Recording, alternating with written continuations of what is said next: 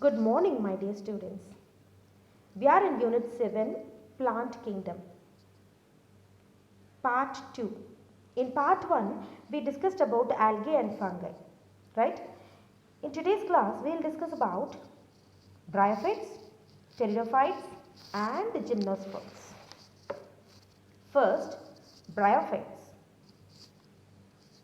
These bryophytes are amphibians. Why it is said to be amphibian? This kind of plants can live both in land and water. That's why it is said to be amphibian. And it's truly autotrophic in nature. It means what? It can prepare its own food. How? By the process of photosynthesis. Since it has chlorophyll pigment, these kind of plants, that is bryophytes, can prepare their own food. So it is autotrophic. Example, liverwort, hornwort, moss. See, this is a kind of liverwort. Example for bryophyte. Moss is also an example for bryophyte. Let's see the general characteristics of the bryophytes. It is primitive and simplest group of land plant. Primitive in the sense, early stage. This kind of bryophytes are living from the early stage. That means it is living for long period of time.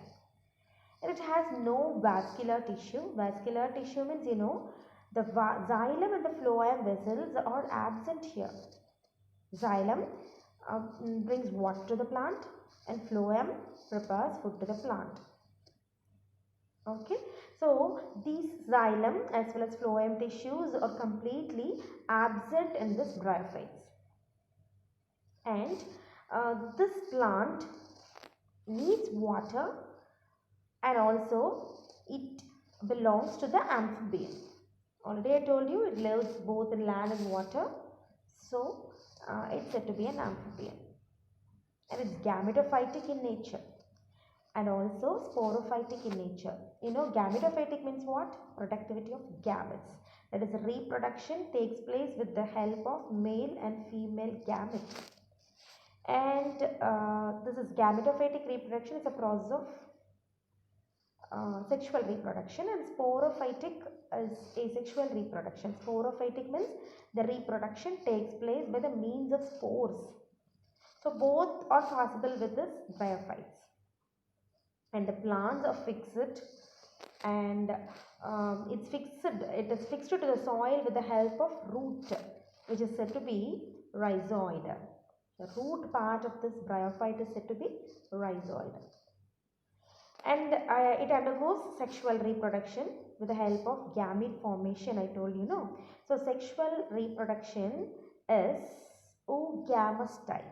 Oogamous type means gamete formation, that is sex organs. Antheridia and archegonia will be there. Antheridia, male gamete, that is male gamete productivity, as well as archegonia is female gamete.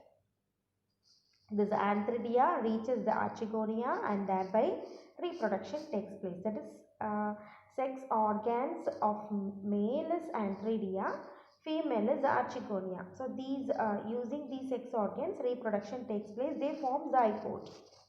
2n number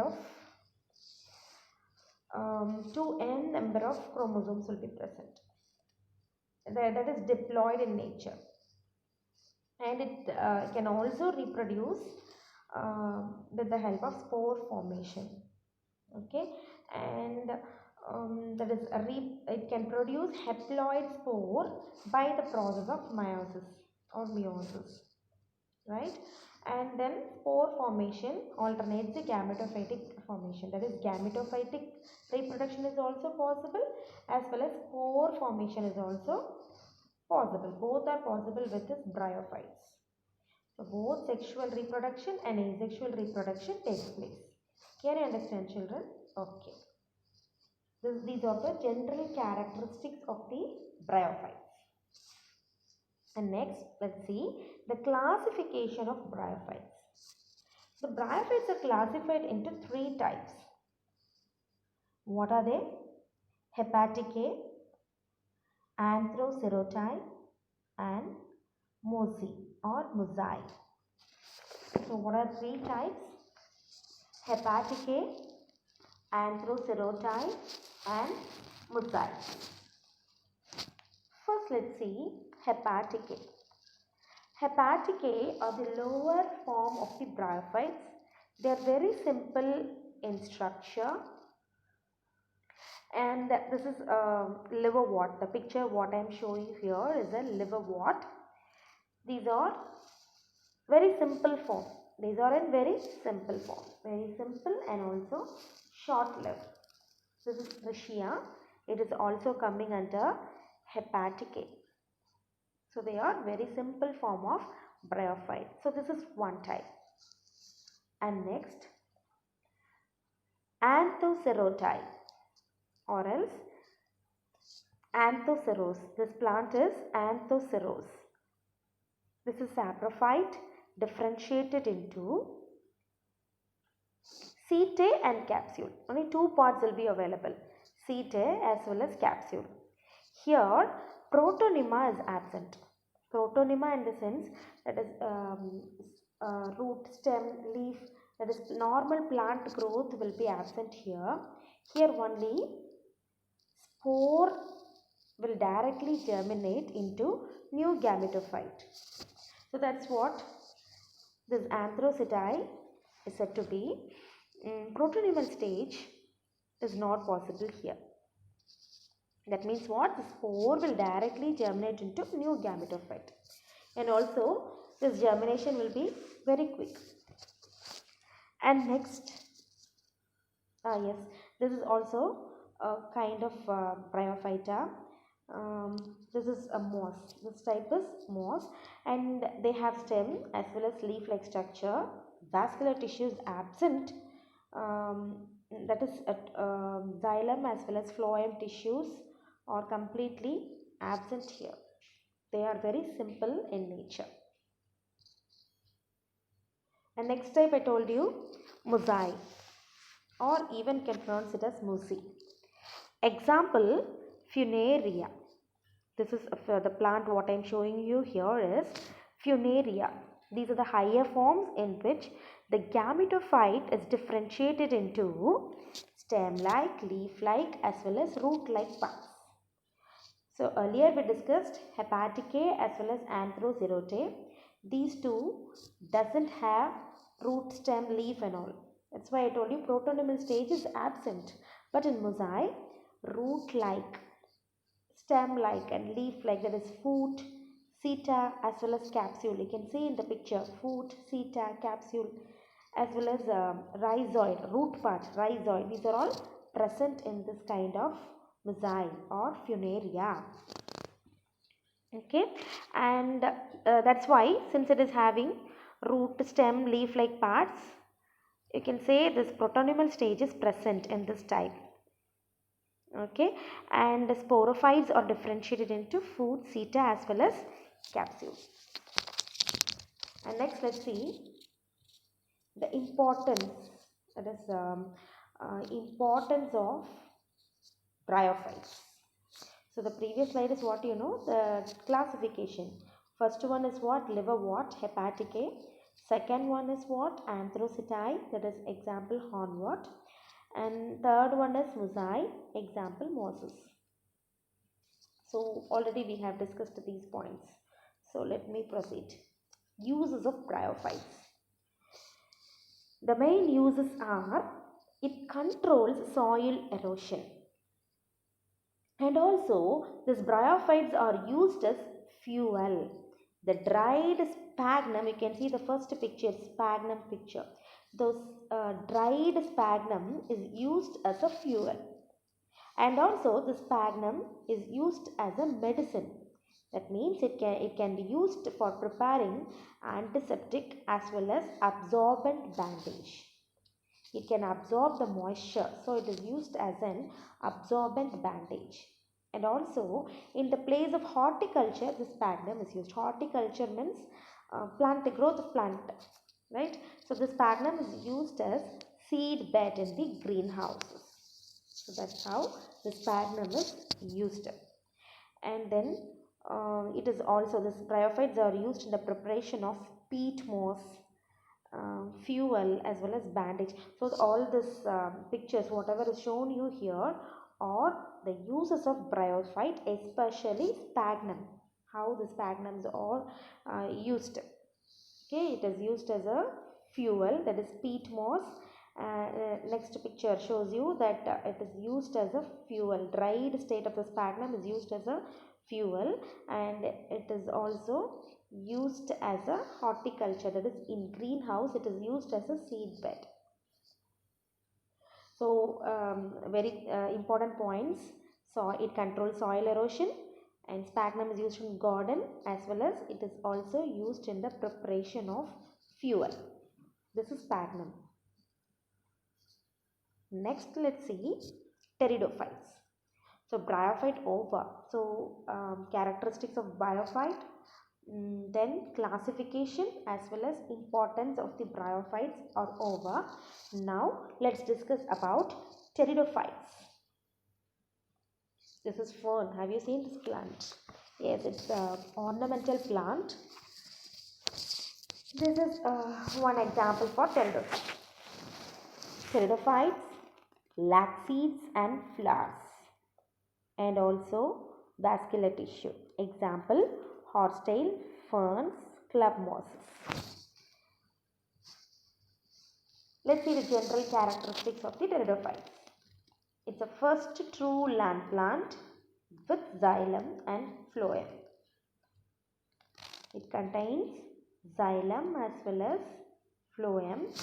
Bryophytes doesn't have xylem phloem, isn't it? But pteridophytes have xylem and phloem. That means vascular tissue is present.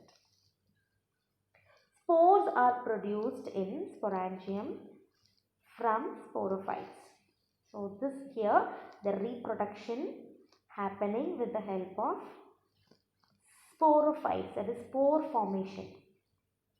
Okay. Only one type of spore is produced, means that is called homosporous. Many spores are produced, means that is called heterosporous. And then spores forms as prothallus. From the spores only new plants will germinate. And antheridium produce antherozoid, that is male gamete. Archegonium produce egg, that is female gamete. So in the process of sexual reproduction, antheridium produces male gamete, Archegonium produces female gamete. And these two forms the zygote by the process of fertilization. And from there only adult sporophyte develops. So alternatively, gametophytic and sporophytic reproduction takes place. Both sexual as well as a sexual process of reproduction takes place alternatively. Right? Next, let's see the classification of pteridophytes. It is classified into, next picture will be clear for you. Yes, it is classified into, first one you see, Psilopsida. Example, Psilotum. P silence. Next, Lycopsida. Example, Lycopodium. Next, Phenopsida. Example, Equiston. Fourth type, Pteropsida. Example, Nephrolepis. These are the four classifications of pteridophytes. First one, P silence, Psilopsida. Second one, Lycopsida. Third one, S silence, Phenopsida. Fourth one, P silence, Pteropsida. These are the four classifications of pteridophytes. And then economic importance. The first usage is the ferns. The ferns are used for beautification. It's truly ornamental plant. Second one, Dryopteris. Second one is what? Dryopteris. Second picture. Dryopteris is used for vermifuge drug. Vermifuge means to get the fertilized soil, with the help of earthworm, we prepare a manure, right? For that process, this Dryopteris is used. And then Mercelia. Mercelia is a example for pteridophyte which is used as a food, especially by the tribal people. This Mercelia is a waterfall. Okay, so first fern, ornamental plant. Second, Dryopteris, it's used as a vermifuge drug. Third, Mercelia, it's used as a food by the tribal people. Okay, so classification 4 types over, then economic importance also over. So that's all about this pteridophytes. So we have discussed about bryophytes and pteridophytes. This is what you know, reproduction. Pteridophytes, reproduction takes place, sporophyte formation, that is homosporous or heterosporous. Homosporous means if single spore is produced, means that is homosporous. Heterosporous means many number of spores.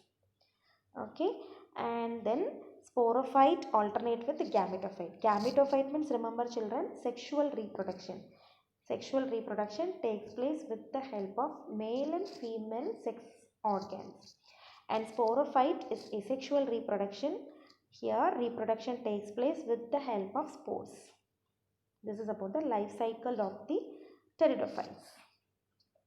Okay, so now let's discuss the difference between bryophytes and the pteridophytes. This is in your textbook page 197. Refer to it.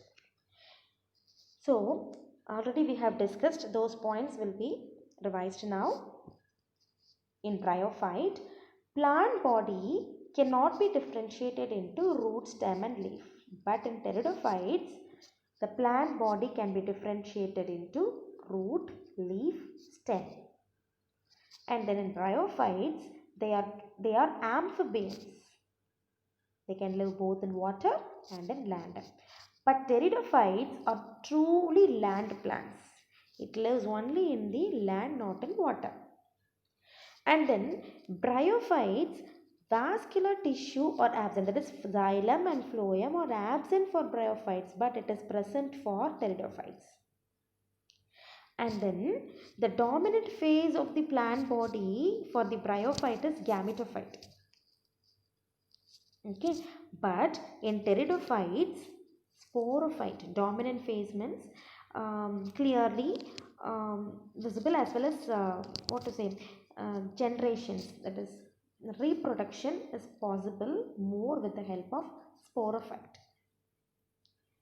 And in bryophytes, sporophytic generation depends on gametophytic generation only. Example, Riccia.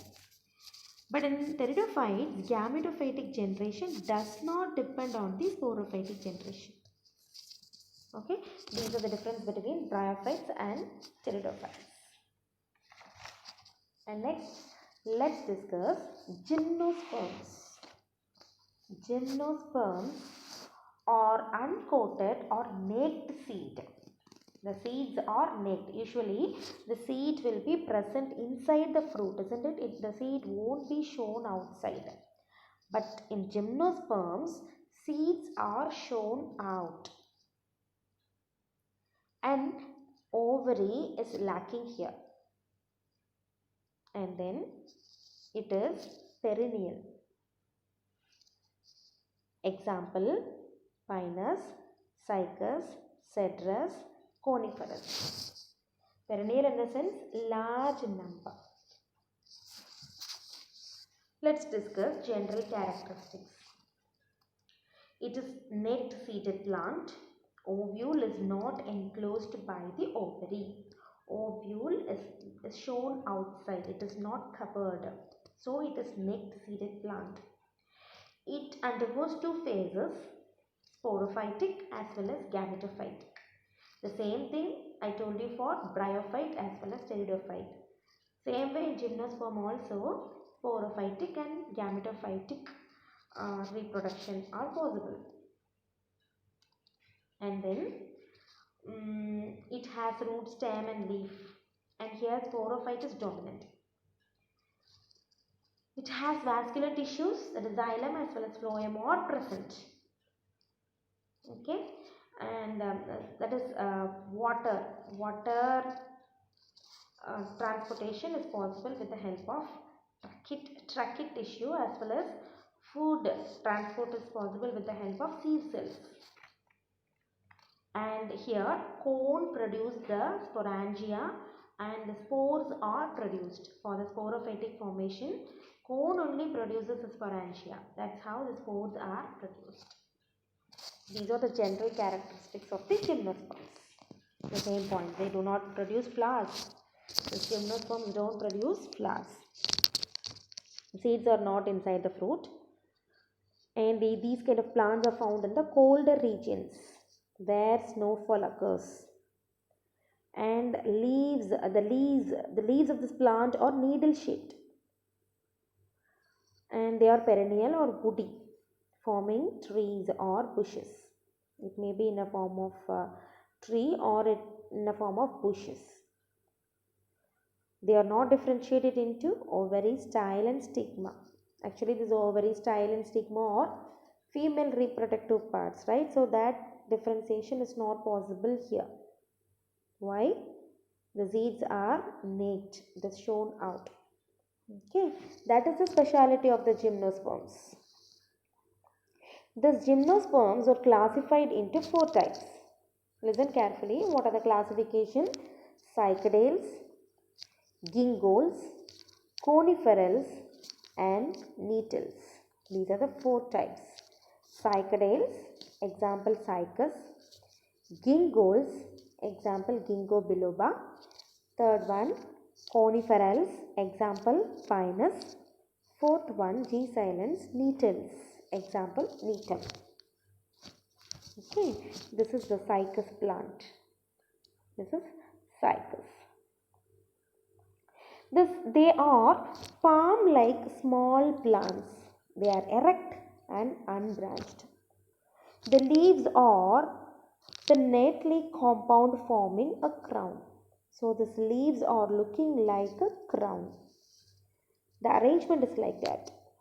They have taproot system and coraloid root. Example, Cycas plant.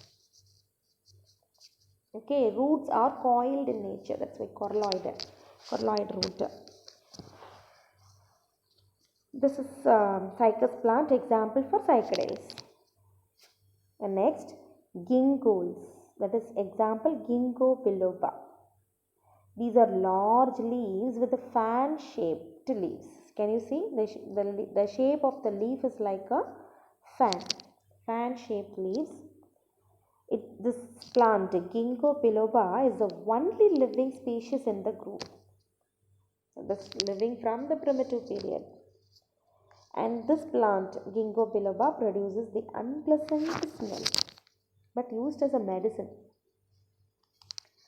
And next, coniferals and nettles. Example, Pinus. This plant what I am showing you in the picture is Pinus. These are evergreen trees with a cone-like appearance. They have needle-like leaves. Can you see the leaves? They are needle-shaped or scaly leaves. This Pinus have got needle-shaped leaves. The seeds are winged and produced in the female cone.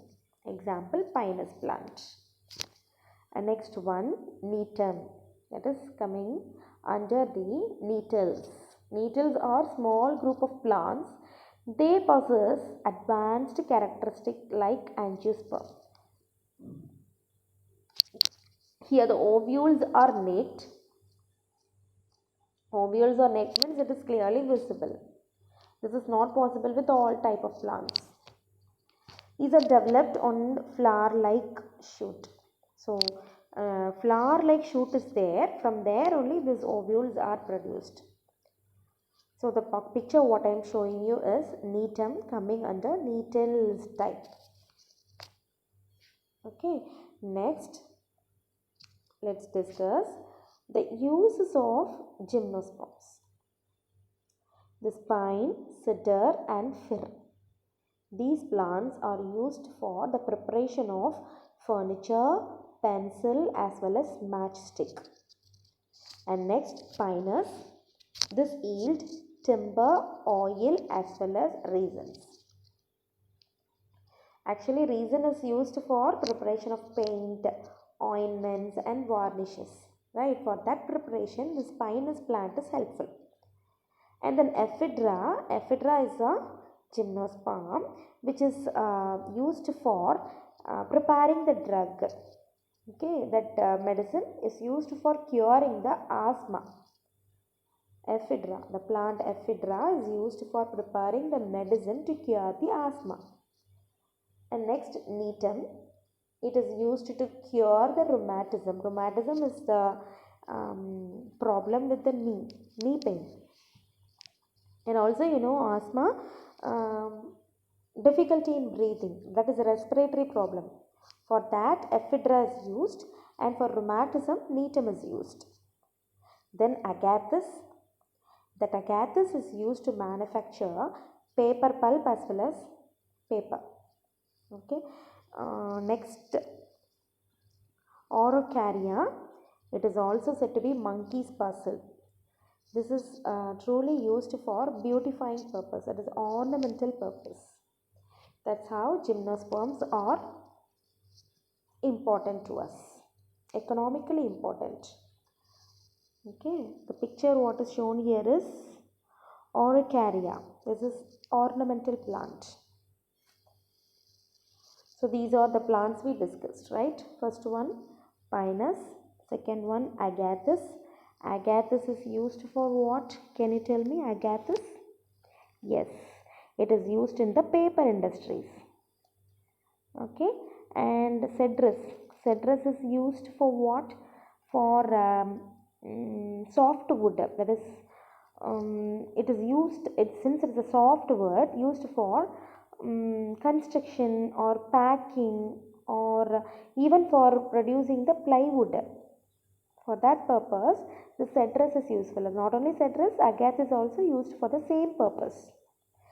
And next, pinus. This pinus plant, see the seed of this pinus plant are edible.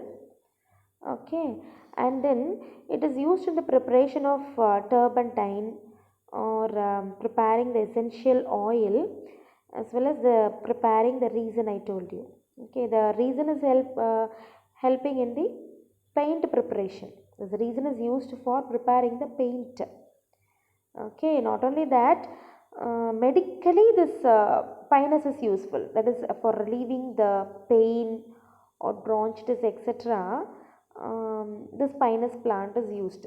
Extract from the pinus is helpful. Okay, and next picture is ephedra. Ephedra is extracted from the ephedra is a gymnosperm. From that, medicine called ephedrine is prepared. That is helpful in curing the asthma. And the last picture is Araucaria. It's an ornamental plant I told you. Come on, this is what? Ephedra. This ephedra, what's the use of ephedra? Already we discussed. Ephedra is used in preparing the medicine for curing the asthma. What medicine is prepared? Ephedrine medicine is prepared. And next picture is what? Araucaria. Araucaria is used as an ornamental plant. Okay, that's how this gymnosperms are very useful to us. Okay, so that's all children. Today we have discussed about bryophytes, pteridophytes and gymnosperms. In the next class, we will discuss about the angiosperms. Okay, let me stop with the children. Thank you.